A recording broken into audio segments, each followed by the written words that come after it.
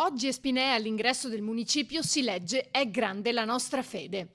Eh sì, perché anche se questa volta nella finale di Tokyo non è salita sul podio, Federica di imprese ne ha fatte. Tante.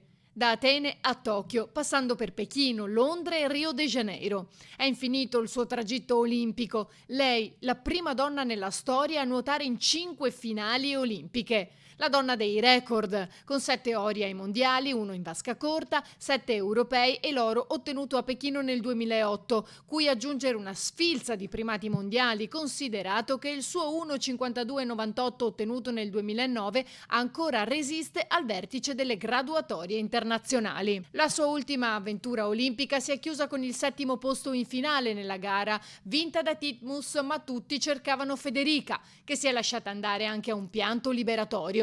Sono proprio contenta, ha detto, perché è stata la finale più serena che abbia vissuto. Io di solito non entro sorridendo e non esco sorridendo comunque sia andata, continua. Sapevo che a casa c'era la mia famiglia a guardarmi e con loro anche tanti altri, dovevo onorarli. È stato stupendo, non si vedeva, ma anche mentre nuotavo avevo il sorriso.